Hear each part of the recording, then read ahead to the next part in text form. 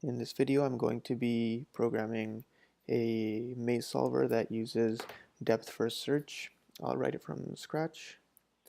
Now, first I'll go over what the input maze is going to look like in this program.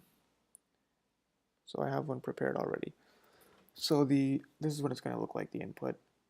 The first line is going to be the number of rows, comma, number of columns.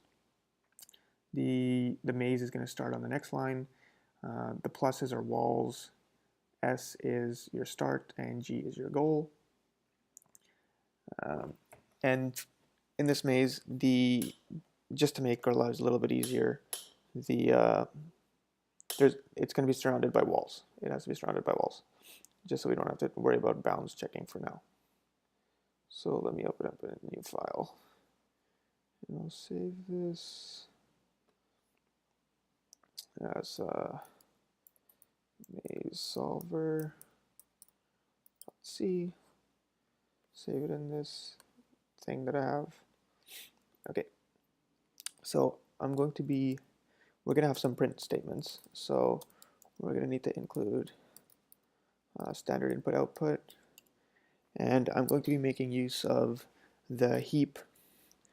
So I'm going to need to be able to call malloc.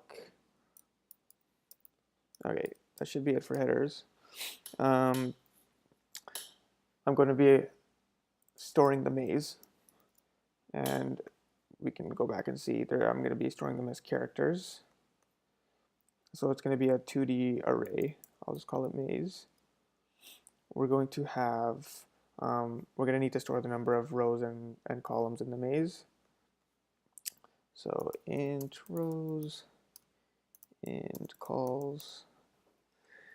And the way I'm going to program it is I'm going to have, this isn't going to be space efficient. So I'm actually going to have another 2D array, which is going to be my internal representation. It just helps me think about the problem in an easier way. Maybe I'll call this visited. You can do it with just one, but just for simplicity, I'm gonna do two, or at least it's simple for me. Now, there's going to be different terrain in the maze. So it could be a wall, an empty space, start goal. So we're going to have an enumerator. A cell could be empty. It could be a wall, a goal, or this will come in handy later, a crumb. The crumb is going to be when we output the maze solver's results. So like a breadcrumb or a trail. I'll just leave it as crumb. So let's just get our main function in here. We'll just compile this to make sure it works properly for now. All right, save. Put this down here. Okay, cd desktop maze solver. All right, I'll compile and execute in one line because it'll just be easier going back and forth. So gcc maze solver.c and execute it. Great, it executed. We don't have any output though. That's okay. We will get some in no time. So there's two kind of parts to this that are, I guess, the trickiest. The first part is going to be actually parsing through the input. So let's start doing that. I'll call it get maze.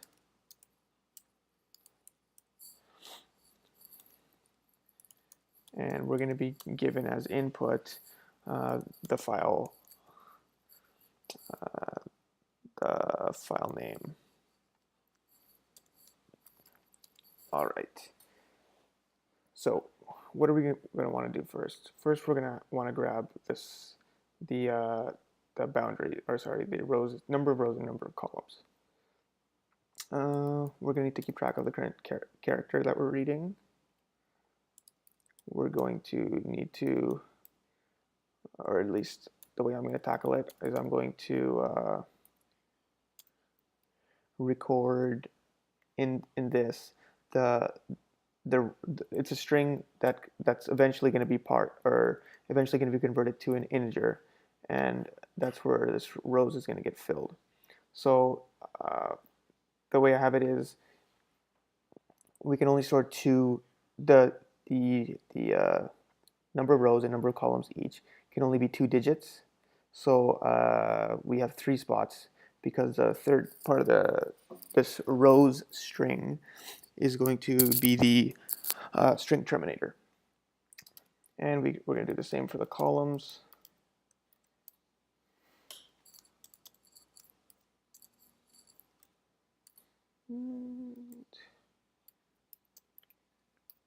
What else do we need? When we're going through this first line, we're going to need to know kind of which digit we're on for the row string and for the column string. So it's going to be kind of an iterator. So we're going to need an iterator for the rows I. I'll initialize that to 0 because we're initially going to be putting it into the first slot in here. This will make a little bit more sense if it's confusing. Oops. Later on, or in a little bit. And I'm going to use this swap integer. It's basically a boolean for me. It's a flag, so I know when to switch from rows to columns. So that's going to be when I hit this comma. All right. So first we got to open the file.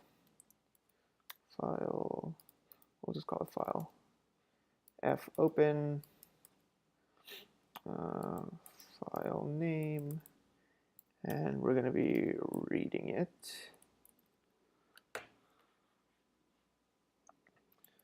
So we're going to read the first row first. So if we can find the file, we're going to execute this segment.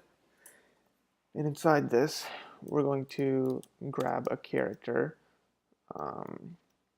C equals get C file. So while that isn't the end of the file, we'll continue reading. And inside this while loop, if C equals, if we hit the new line character, we're done with this first part. So we're going to actually break out of the loop. Break. All right. Now, there's going to be some special cases we're going to have to record. So if C is equal to the comma, that means we're going to switch from recording the rows to the columns. So we're going to set our flag swap equals 1. Okay. Now we're going to start off by reading the rows. So originally we know swap is going to be 0. So we can just go else if swap is 0 or not swap. Then we're gonna record the digit.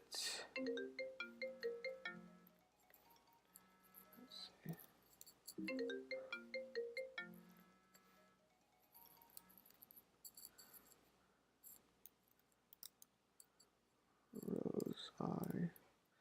So wherever we are with our iterator, we're going to record it in this rows string. We're going to record this character equals C, and then rows I plus plus, because then we're going to move to the next part for the next digit.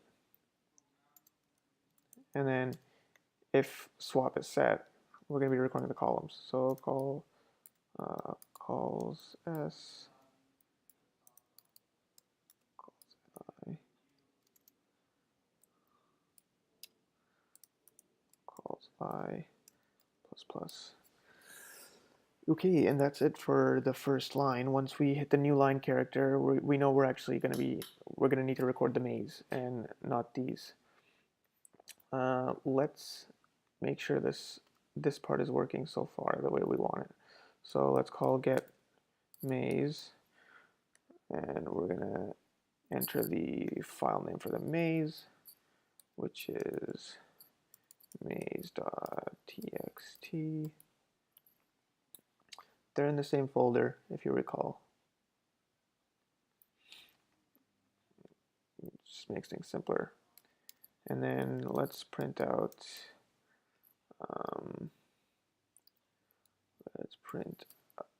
the rows and columns. Rows are global variables. Okay, let's see what happens. 0, 0. That's not what I wanted. Oh, right. We're not done here. We recorded them in the rows, but we didn't actually convert them to integers and set the global variables. So I just forgot a couple lines here. We're going to do our conversion. Rows. Yes. This is why it's good to check at every stage. Calls equals.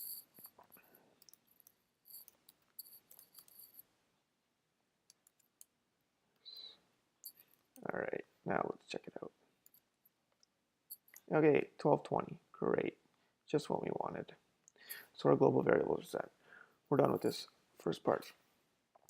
Now, I know I should probably keep these in a different function than getting the maze as well.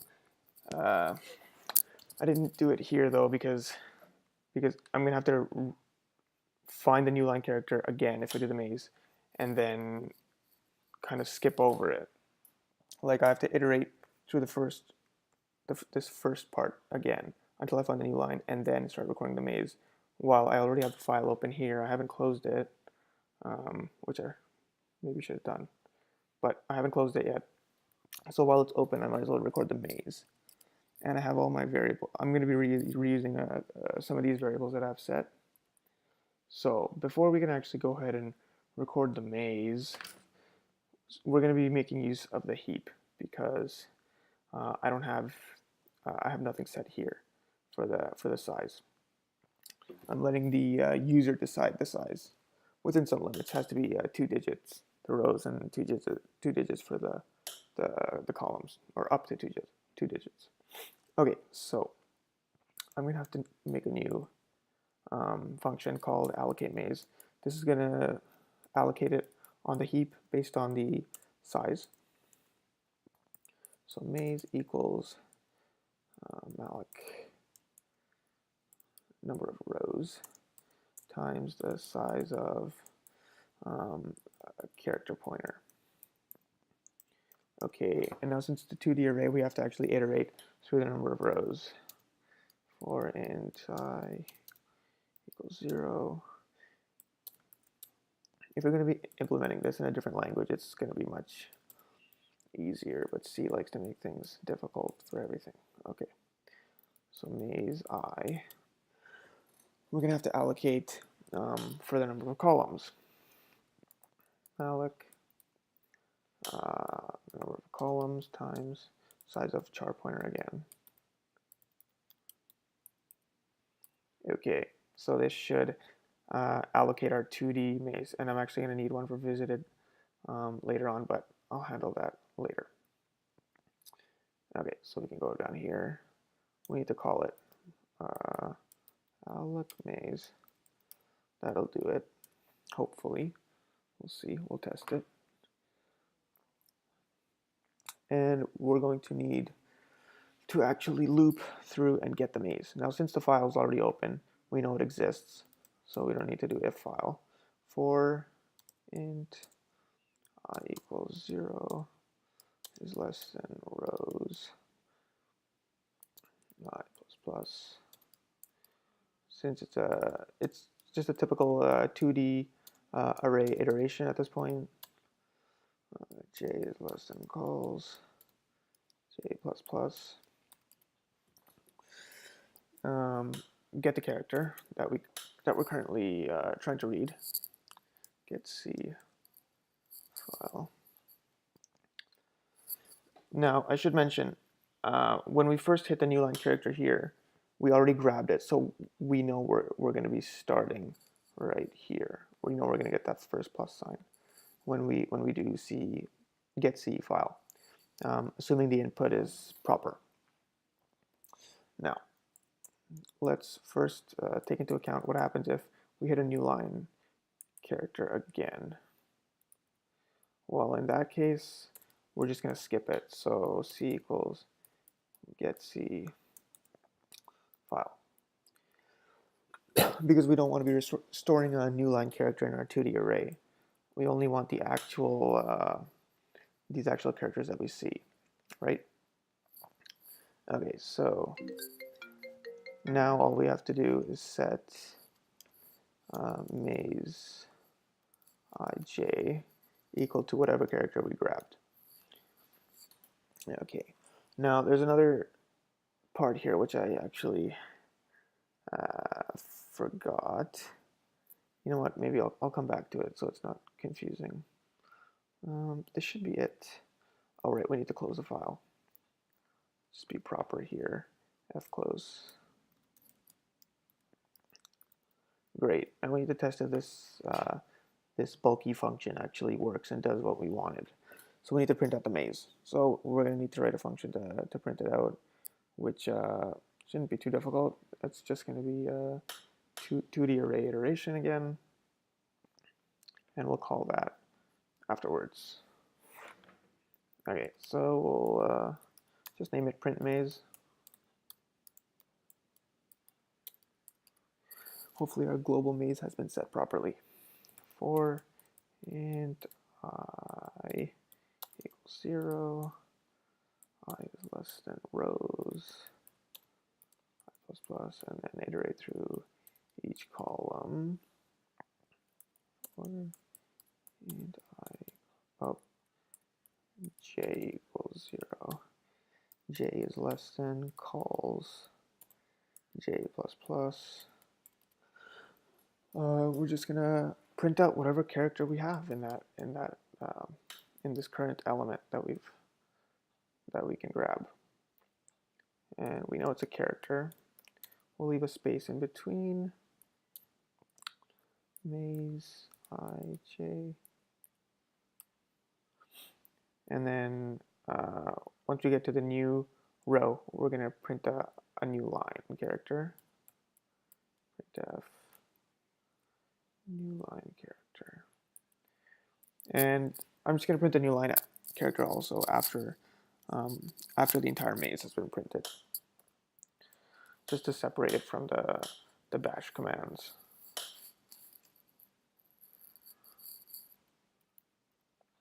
All right, let's see what happens. We don't need this anymore. We know that part works. Let's print maze.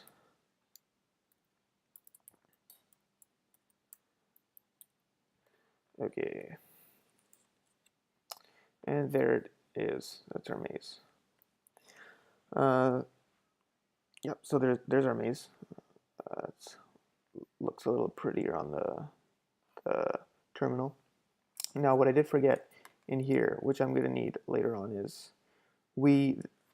depth first search is an uninformed search, so we don't know anything about the goal, but we need to know where we're starting. Now, I could either hard code that, which isn't great, or I can just grab it. When I see this S, I know that I can just grab its coordinates. So that's what I'm going to do. Now this should be done when I'm looking at the characters. So maze ij equals c, it's fine. We still need to display the S, but if it does happen to be an S, then I'll need another global variable, or at least I'll use a global variable for this, equals I, and start call equals J. All right, that's it for this bulky function. No, it can be broken down. It probably should be broken down if you want, or you know what, you could even have these in a separate file. But since I already had it open, I already had the variables, I did in this one function, but I know it's not the best idea. Okay, anyways, I need to actually declare those variables. So int start row, int start call. Okay, so we have our maze. Now, we can grab the maze, we know that, but I have this other visited thing here. Now, the reason I'm doing this is just, it's easier for me to imagine, oh, this should actually be integer, and int to the array. And it's just going to be a way for me to map the internal representation and the external representation kind of back and forth as I need them. So I have terrain here. These are just integers in this enum. And so I'm going to have to do a little bit of work to map to visited. So like I did here, alloc maze, I'm actually going to need to have to alloc the visited as well, because you don't know at compile time how big it is. Visited. It's the same size, so we know rows and columns is the same. Okay. Get maze. So why don't I just call this one get visited. Okay. And this one's going to be much simpler than get maze, that's for sure. We're just going to be looking at maze and putting in the correct terrain values. That's it. So I'll allocate it first. Great. And we're going to have to iterate through both visited and maze since they're the same size. That makes our life easier.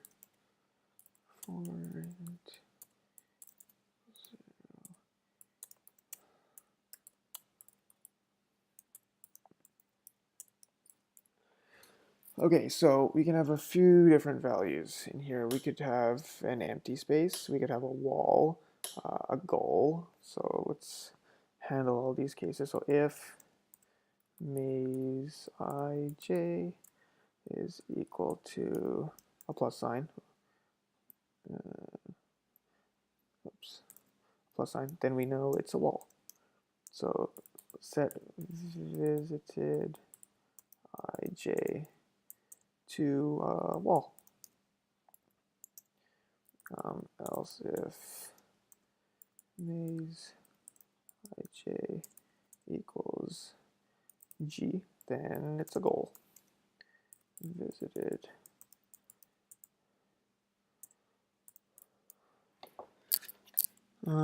Otherwise, it's empty.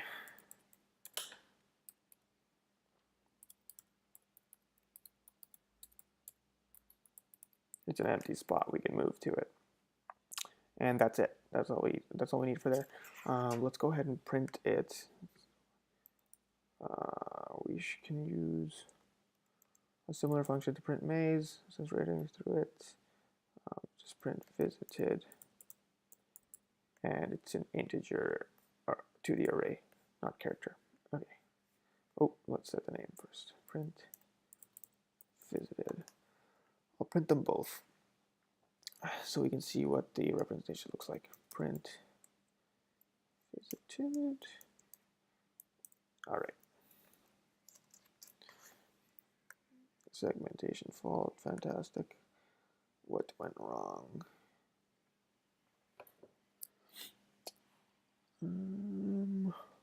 We allocated it.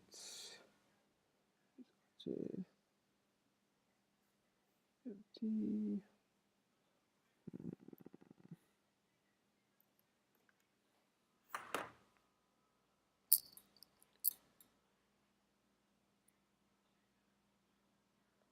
What did I do here?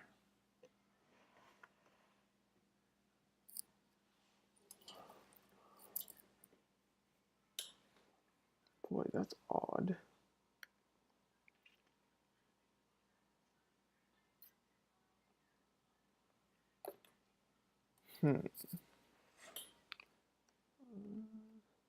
This part is fine. Alec visited.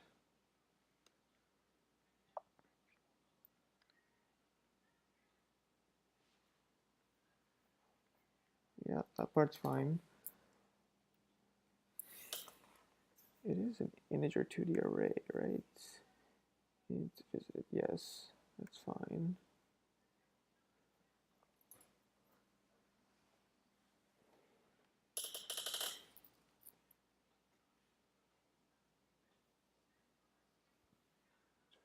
Visited.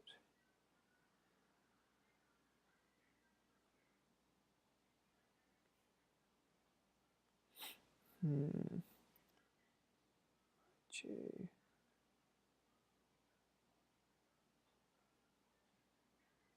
Visited.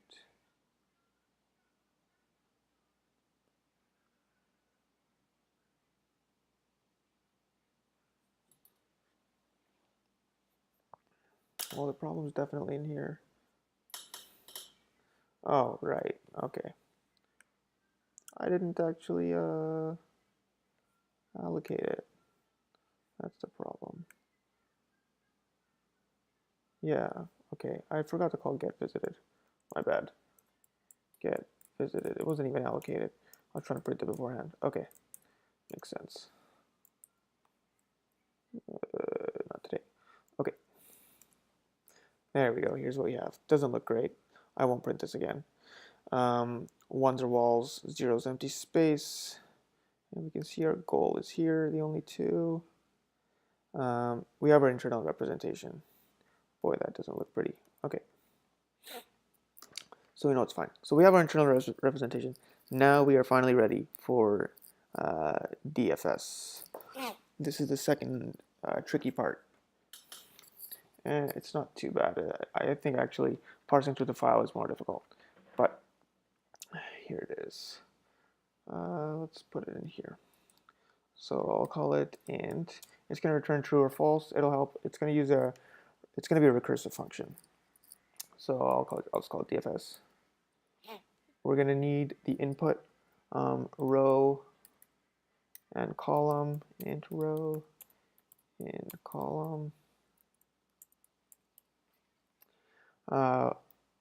We'll record where we're currently at based on the input. We're going to have a pointer, and I'll explain why later, to visited, because that's our internal representation. We don't need to worry about maze at this point. That's only going to be for output now. So row, column. That's where we're currently at. We're going to analyze this coordinate. So if the value at current, if we hit the goal, then return 1. That's it.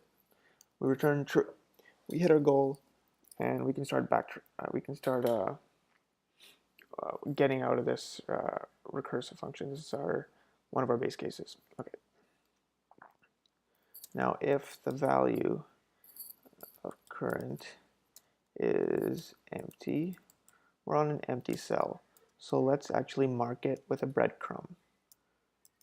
And just to refresh your memory, the crumb value is part of terrain. It's only for output. We're not expected any crumbs as input. It'll help us track what DFS was doing later on once we're printing the maze. Okay, and now the actual recursive part. So if we call DFS on where we're currently at, or sorry, to the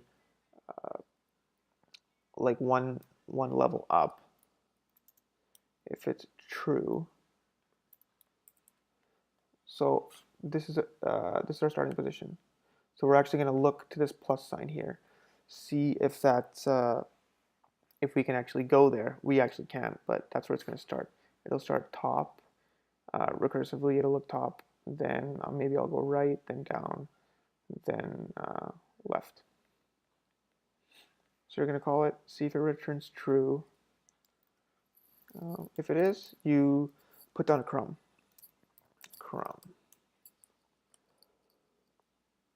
Sorry. And you return true.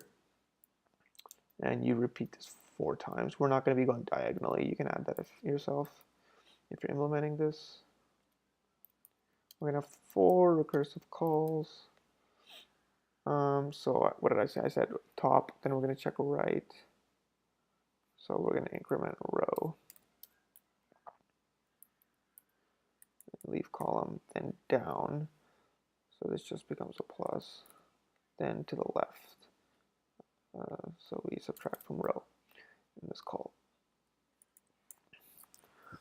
Okay, and that's just about it. Now, if we didn't, if we're currently not on an empty spot, we hit a wall. So return 0. Oops. Return 0. That's it. That's it for DFS. So it's going to check in one direction. It's going to go as far as it can.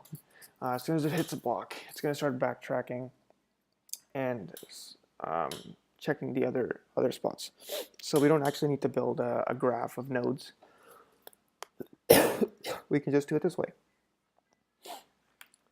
Okay, so let's actually call this. Hope it works. Hope I don't have any bugs. Okay, I'm not going to be printing visited anymore because it's not pretty to look at.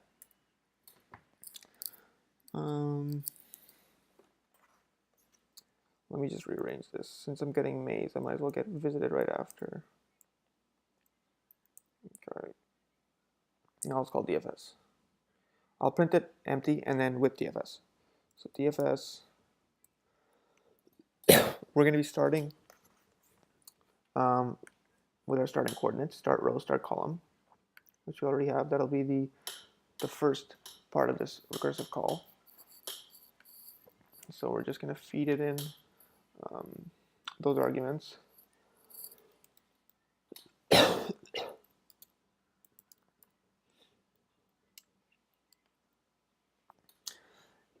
And then we're going to print the maze. Ooh, no, we're not. I forgot one thing. Okay, let's see what I forgot. So this was our visited is our internal representation of the maze. I didn't actually convert these breadcrumbs to the actual output maze. So we recorded their numbers in visited, but we didn't actually map them back to maze. That needs to be done before we do anything else. So we just need to add the breadcrumbs. Okay. So void add add crumbs.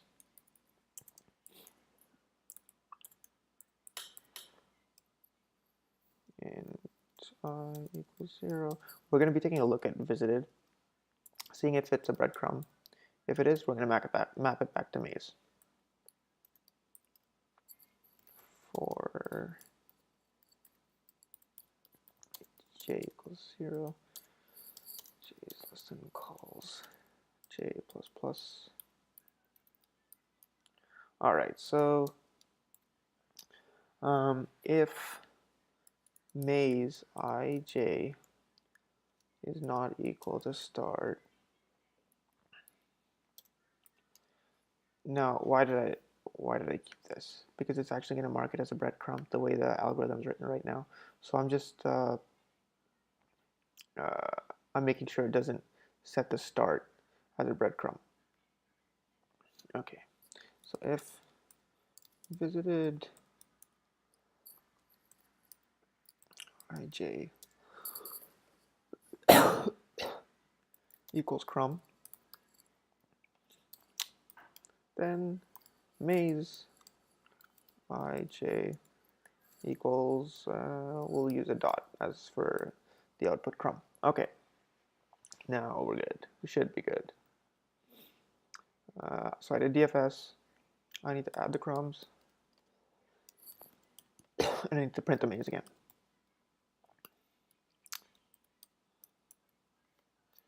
All right, let's see what happens.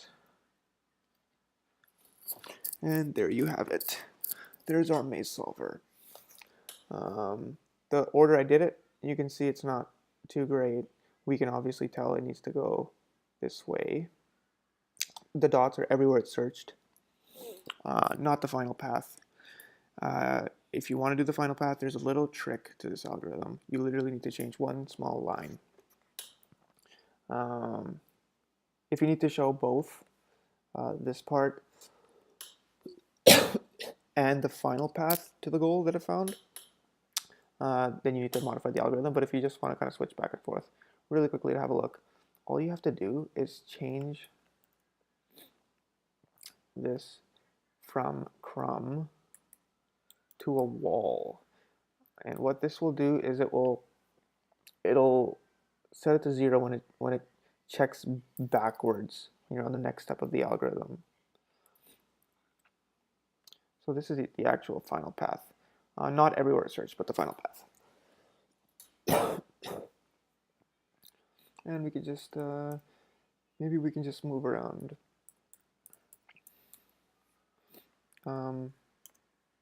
the start and the goal and kind of see what it does. So let's get rid of that start. Let's put it, I don't know.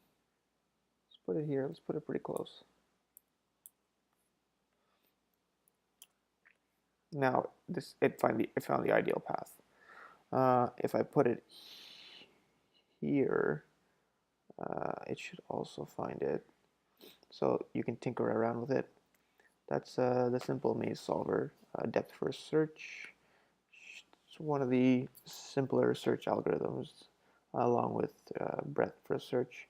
But I just demonstrated that we don't need to actually convert it into an explicit graph structure in order to get DFS to work. We can just do it manipulating 2D arrays and searching that way. And that's it for this.